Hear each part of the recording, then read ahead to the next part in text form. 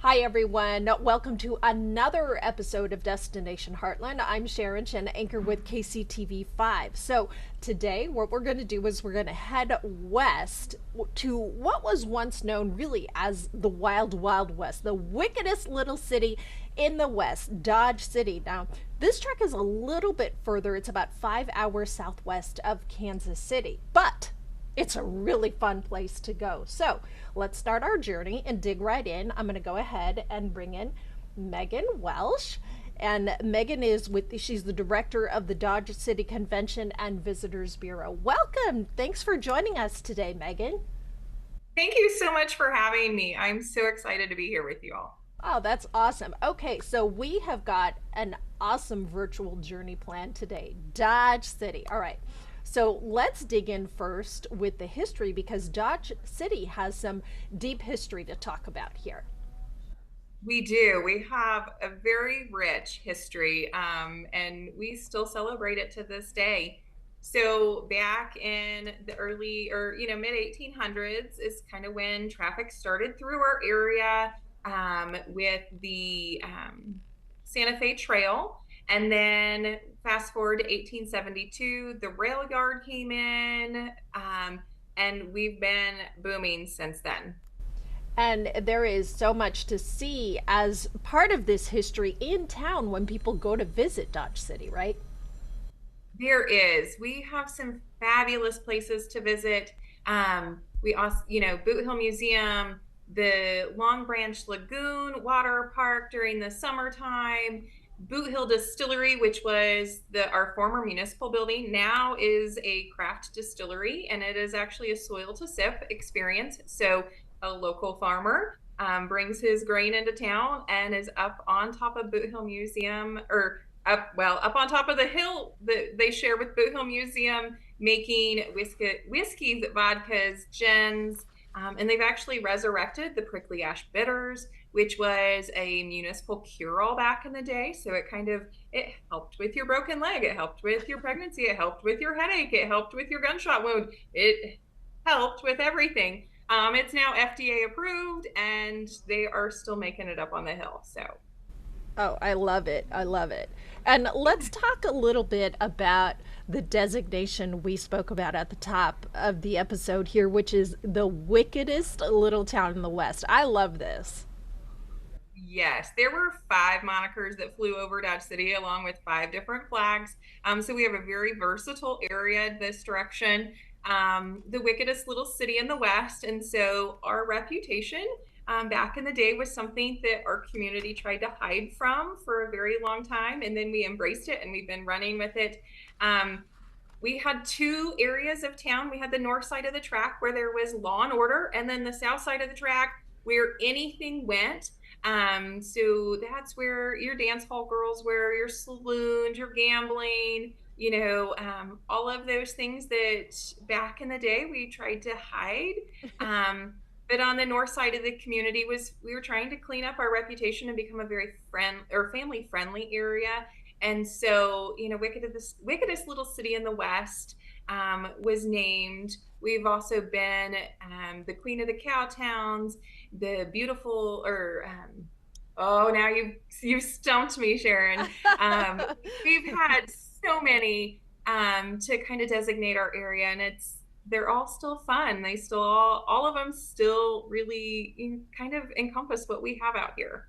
What I love about it is okay, so we've all seen like the Western movies and we've all seen the legends like, Doc Holliday and Wyatt Earp. And these are characters that were real true characters that came through Dodge City.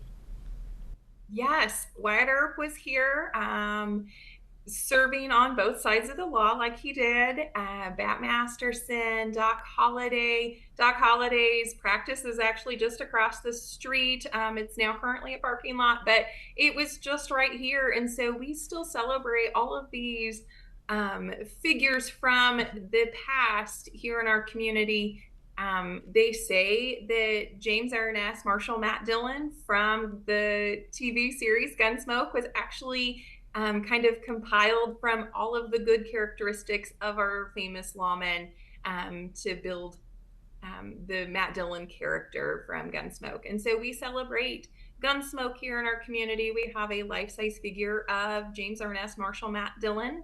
We also have a life-size figure of Doc Holliday and Bat Masterson, both famous lawmen. And then we do have a larger than life-size version of the late gunman, but we also say that his legends were a little bit larger than life. He shared his stories of Dodge City and the Wild West out in Hollywood, which has helped. He kind of was the leading expert on Westerns when they were filming them.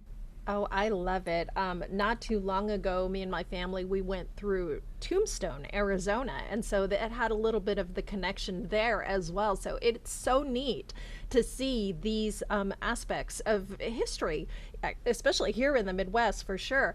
What I think is really cool about Dodge City is that you can still experience a lot of the Wild West nature, like the gunslinging town that it was back then. You can experience that today.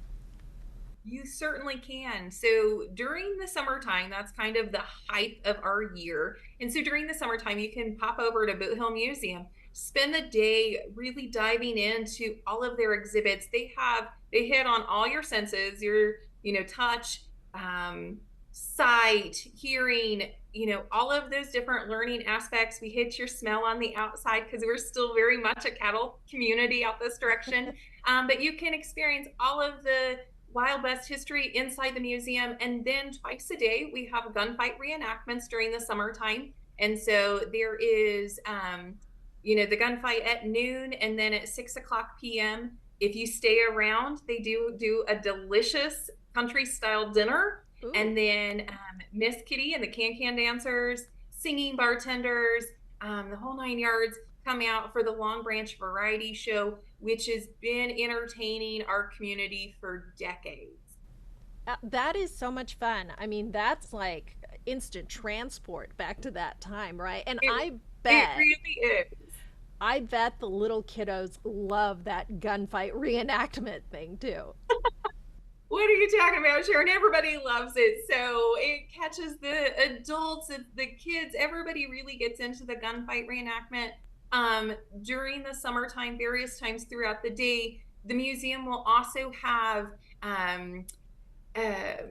marshalizing or deputizing of cowboys and cowgirls. And so you can learn how to walk like a cowboy, how to talk like a cowboy, and then you get to go on a hunt for a bad guy on the museum proper.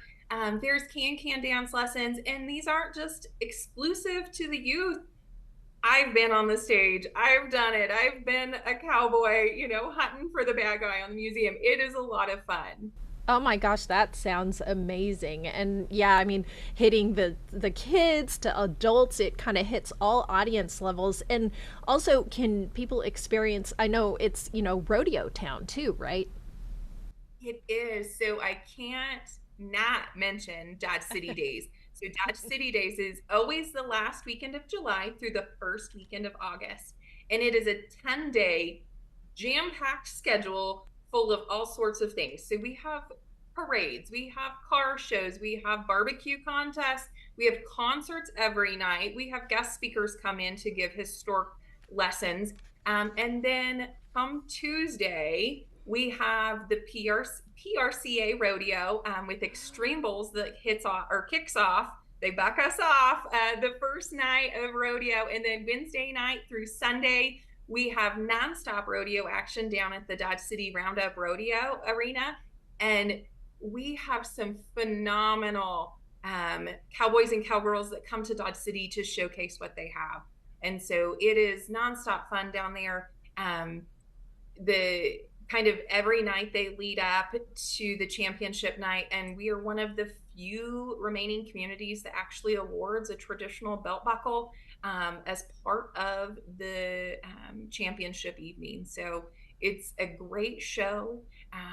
The performers are absolutely amazing. You're looking at top of the line, top notch cowboys and cowgirls that are coming to do their thing here in Dodge City. Oh my gosh, you had me at PRCA because I used to I used to when I late night television, sometimes, those rodeos come on and I would sit there and watch it for hours because it was so interesting to me to watch these cowboys and cowgirls really just kind of try to manhandle these bulls. And I mean, the talent and skill involved is incredible. It truly is. These are, again, the top of the line athletes that are coming out. You can go down and watch Slack, which is kind of, they'll do some of their rodeo performances and get selected for that night's show. And so you can go down and watch Slack for free. The rodeo itself is a ticketed event, and we always, always, always encourage early ticket purchases. Don't ever wait till the last minute, because traditionally on Friday, Saturday, and Saturday night or Sunday nights, they do sell out. It's a huge arena, but we have folks that come in from all over to watch our performances down there. Oh, and I could see why that would be. That is so neat. And beyond the rodeo, too, and, we talked about the Wild West, but there is so much for people to see and get into in Dodge City. There really is. If Western isn't your thing, we have a phenomenal state of the art dirt track racing. So if you're into racing, Dodge City Raceway Park has something for you. Their season runs from April through October timeframe, and they bring in some amazing drivers to do that. And Dodge City has had a racing history from the early 1900s when we hosted the Dodge City 300, which was a 300 mile motorcycle race. And so racing and cowboy culture is deep within our roots here. And that is Outside of, I'm sorry. No, no, I was just going to say that is so interesting because that's an aspect I was surprised to see because we know Dodge City is kind of like what I said, which is the Wild Wild West, but to see the race car track there, that is really interesting. Yeah, we have again. It's one of the premier race tracks out here, here in Western Kansas, and so again, they're doing some really amazing things down there. Great races. You're gonna sit at the edge of your seats watching those performances. Another aspect that a lot of people don't quite correlate with us is we have a thriving art community out this direction too. Every Friday we do or every last Friday of the month we do an event called Vinyl Friday. A lot of communities do it. So we have auditory and visual arts that are on display throughout our downtown district. But then we also have two art galleries that are absolutely phenomenal. The Second Avenue Art Gallery and then the Carnegie Center for the Arts that also do classes along the way. So those like me that are not artistic, I can go and I can learn. But then we also have a wonderful community theater as well. And so we host the Depot Theater, host about 5 to 6 performances kind of scattered throughout the year. They just launched this last weekend with Moon Over Buffalo. And then, so this is the kickoff of their season, and they'll run until next June. And that's kind of their season is from September to June. But the performances that they do over at the Depot Theater are fantastic. They have been traditionally a dinner theater. This past year, just with rising food costs, they have cut that out, and now they're a dessert theater. And so you get a nice table that you sit at, a wonderful dessert, and you get to watch some amazing shows. Oh, that sounds awesome for sure. I mean, dessert you had me there. Also, there's a historic theater too, right? The Carnegie Center for Arts that kind of goes further back. It does. It was built as the Andrew Carnegie Library. So a lot of communities back in the day got to benefit from Andrew Carnegie. And so we have a very unique, it started out as our library. Then I believe that there was a restaurant located in there. And then it ended up becoming the Carnegie Center for the Arts. And so now it is the art gallery and workshop area here in our downtown. The building itself is absolutely beautiful. So you can go in and you can tour it and you can look at it as well as enjoy the art on their scheduled openings. But they have this building itself is very unique in its fashion. It's got a corner door and it's got a beautiful round rotunda up at the top with wonderful stained glass windows that you can enjoy as well. So the Carnegie Center for the Arts and the Andrew Carnegie Library, same building, built back in the early 1900s, and we're still utilizing it on a daily basis. Oh my gosh, I love it. I love it. That just so much to see and do in Dodge City, and we are really just scratching the surface. So, what we want to do right now is take a quick break, and then we'll come back and learn more about Dodge City with Megan. And welcome back to Destination Heartland. Today we are exploring Dodge City. What a cool place. I got to tell you, we've been talking so much about the history, the wild, wild west aspect of it, and just so many things to do around town. So let's continue that conversation. I'm going to go ahead and bring back in Megan while she's with the director. She's the director of the Visitors and Convention Bureau for Dodge City. Okay, Megan, so we've been talking about so many interesting things. The Wild Wild West, we talked about our arts and entertainment, but also Dodge City has some really interesting attractions for people. Like there's a beautiful garden there that people can explore. We do. We have Liberty Garden. Um, Liberty Gardens started right after 9/11. And so we were actually the first community in Kansas to receive steel from the 9/11 site. And so we've created a beautiful memory or memorial garden in tribute to the Twin Towers and the Pentagon attack. And every year on September 11th, we do a beautiful 9/11 memorial service. It started, the year after the attacks, and there's no end in sight for us. So we still remember them, still remember the losses and those that, helped us in the aftermath of the attacks. Yeah, we always say never forget on 9/11. So truly, this is never forgetting. That is fantastic. Some other things that you can get into there. I mean, I was surprised to see this, but you guys have a full arena where you can watch sports, listen to concerts, that kind of thing. We do. United Wireless Arena and the Boot Hill Casino and Resort Conference Center. So we also have a casino.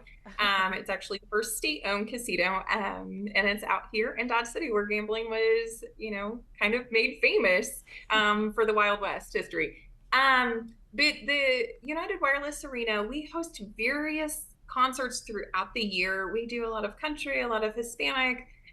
We do comedians. They just announced their new show that's coming up in December. And so we have, the concerts themselves are played out at the arena there. So we have some great acts that come through. We have comedians that come through as well. And then the arena will flip itself into sporting events. So we host several Acacia state tournaments out this direction. And one of the most exciting things is we also have the Southwest Storm Arena football that plays out there. And so they're getting ready to launch into their season here soon. And they'll be entertaining us out this direction until next June when they wrap up their season. Oh, that sounds fun. That sounds fun for sure. Beyond the attractions of Dodge City, also in town, there's a lot too. Just starting with dining. I mean, for the average foodie, there's so much to get into there. Oh my gosh, we have so many food options outside of your fast food and your chain restaurants. So most of our restaurants here in our community are actually local mom and pop. And so we have some fantastic Mexican cuisine and several different countries within Mexico that are being represented. We have a wonderful Italian restaurant called Bella Italia. It's our only Italian restaurant, and so they're doing some fantastic things down there. One of the fun things about it is, or about all of our restaurants, is most of them are actually sourcing their beef locally. And so if you want to come to Dodge City and get a steak, it's going to be fresh. Not fresh, but Right. it's regional based. And so, they're just, we have some great beef products out this direction.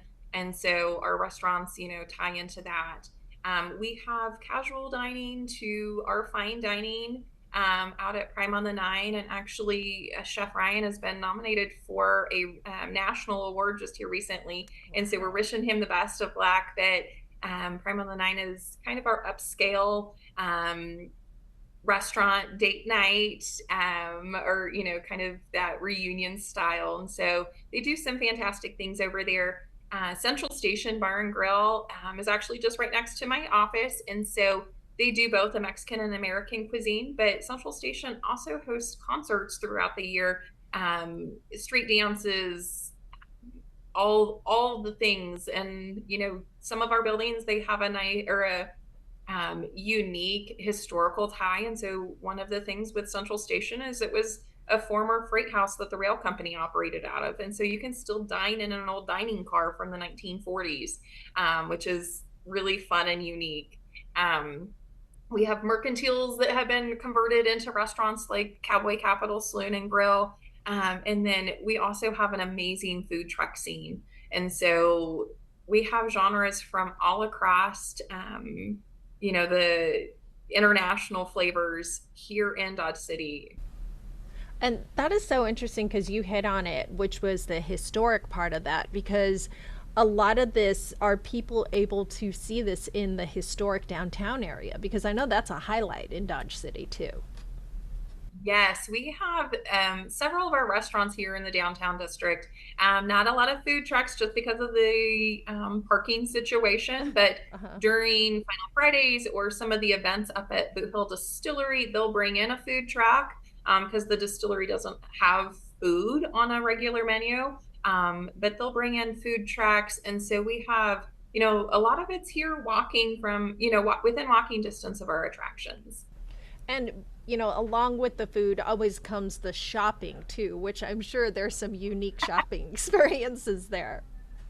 We do. We have some great boutiques here in our downtown district. And if you're looking for antiques, Boot Hill Antiques is a phenomenal location. But we can get you covered from modern day wares to, cowboy wares. We have it all. You can go get a great hat, um, in boots, whatever you need. We got it. We got it going on. So. You got it going on. You got it going on during the day and also night too. There's a tremendous nightlife scene there in Dodge City. We do.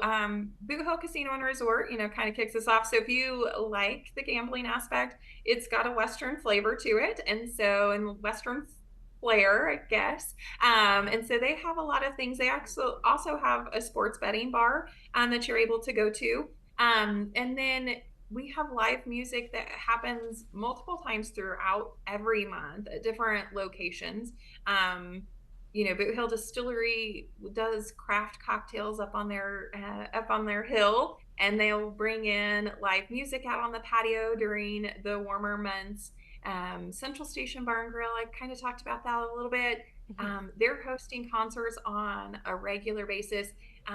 If a concert's happening out at United Wireless Arena, chances are Central Station's also going to be hosting an after concert, and so you can just continue your music journey, for hours. And so we have there's several bars and grills and nightlife experience that you can partake in. So. Oh, yeah. I mean, the experiences just sound endless there for sure. And we haven't even started to talk about the festivals because there are some big main festivals there in Dodge City. We do have some great festivals. And so I mentioned the Dodge City Days Festival earlier, always the last weekend of July, first weekend of August. You can get onto either their social media pages or their website and kind of pull up what the last year's schedule was. If it happened last year, chances are it's probably going to happen again. We bring Longhorn Cattle Drive back. We got rodeo. We have concerts. We have historic talks. We have so many activities going on from sunup to way past sundown during Dodge City Days. It is 10 days packed of lots of activities. We also have the Main Street Festival, which kicks our kind of summer season off. It's always the first Saturday of July or June, first Saturday of June, and not July. We're already well into summer by then. Yeah. And so the first Saturday in June, kicks off Main Street Festival with lots of vendors. We have art displays. We have the Depot Theater usually does a little bit of a performance. We have musicians, um, lots of fun in the downtown district. 2 weekends later, we host Founders Weekend. We started that in 2022 when Dodge City celebrated 150 years. And so Founders Wow. Weekend, we have free concerts down in Wright Park, which is it is our oldest municipal park in our community. And then Boot Hill Museum will do Hoover Day, which is what the first business in our community was, George Hoover. And he actually came to our community to sell whiskey. And so Boot Hill celebrates George Hoover and his entrepreneurship over there. And then we usually finish up the weekend with Sundays on Sunday with our historical society over at the Mueller Schmidt House Museum, which is our oldest home here in Dodge City. So that is, mid-June. Then we roll into 4th of July. Mm. This year or this next year, with 4th of July being on the weekend, we're going big or go home. And so lots of things planned for 4th of July. Then we have Dodge City Days. And so, about every 2 weeks during the summertime, we have a festival or an event going on. And then we take a little bit of a break. And then we're right now we're gearing up for our winter season, our Mm. Christmas, our holiday season. And so we'll kick that off the Thursday right after Thanksgiving is on a Thursday. We'll kick that off on Monday post Thanksgiving. I'm getting all tongue tied here. And that's kind of when we celebrate, the opening of the holiday season. We'll have the mayor's tree lighting ceremony. We give away some big bucks during that time as well. And then we finish the night with the parade of lights. And so anybody can join in and decorate their vehicles and traverse through our downtown district. Then we're going to roll into holiday lights tours. You can jump aboard the historic trolley and take a tour. For $5, you can jump on the trolley. You don't have to argue with your family about which way to turn or what music to play. We decide it all. And you embark on about an hour and a half journey throughout Dodge looking at all the holiday lights. And so you get to give some really good bonding time with your kiddos. Because again, like my husband and I don't argue anymore. We just get in the trolley and we go, and we don't have to fight about which way to turn and which way not to turn. Then we also have lots of Santa visits. We have, Christmas concerts. And so at the Depot Theater, we'll have a Christmas show as well. So holiday season in Dodge City it's a magical time. Oh, I bet. And I mean, the trolley, that's definitely a bonus for sure. But I imagine, just the streets decorated with all the holiday decorations, it's just got to be absolutely beautiful for sure. Um, Yes. One other thing let's talk about, which is, people who like to get out into the great outdoors, there are some great opportunities out there in Dodge City for that. We do. So all of Southwest Kansas really has some great opportunities for hiking and experiencing that. But we're out, here in like a month and a half, we're going to be kicking off pheasant hunting season. So if you're a pheasant hunter or you have someone in your family, we do some great incentives out this direction. We've had a very wet year. And so hopefully the bird count is going to be up. And so we're going to be hosting the Rooster Roundup and the Bounty Bird Pheasant Hunting Contest. So you can check out our webpage for more information about that. But there's some great lakes out this direction. A lot of people don't think about fishing in western Kansas and Southwest Mm-hmm. especially, but we have some great areas for sure. Oh, that's so great. And gosh, there's so much to do and see there. So, what is the average visit that people should plan for to come to Dodge City? It's going to depend on the time of year. So, really, summer season for sure, I'm going to say give yourself a couple days. During the winter season, things are a little bit quieter. And so, if you're coming in on the weekend, double check our calendar to see what's all going on. I have a great team that's scouring billboard or community boards Uh-huh. and social medias and the civic organizations to figure out what's going on so that we can build our community calendar so that travelers know what to expect when they come and plan accordingly. And so On a winter months, it might be a day or two. During the summer months, if you come in, especially for Dodge City, I would plan on multiple days for sure. So Yeah, and it sounds like, with all that there is to do and see, I mean, you could literally go to Dodge City year round. you really could. So, there is always something to do. It's it's constantly busy, and so for a smaller rural community, we have a lot happening, and we really invite you all to come out and see what we have to offer. Oh, I love it. Is there anything else that you want people to know about Dodge City? Oh, there's so much. But we really appreciate, you guys taking the time to listen to me today. Jump on our social media. We usually on a Thursday or Friday post what's going on for the weekend. We try to keep a comprehensive calendar of events on both Facebook and our website. So, jump on those, see what we have to offer, and give Southwest Kansas a try. I love it. I love it. Well, thank you so much for joining us today, Megan. Thank you, Sharon. Dodge City, doesn't that sound like such a fun place? So much to do and see there. All right, well, that does it for this episode of Destination Heartland. We thank you for joining us, and until our next trip, we'll see you then.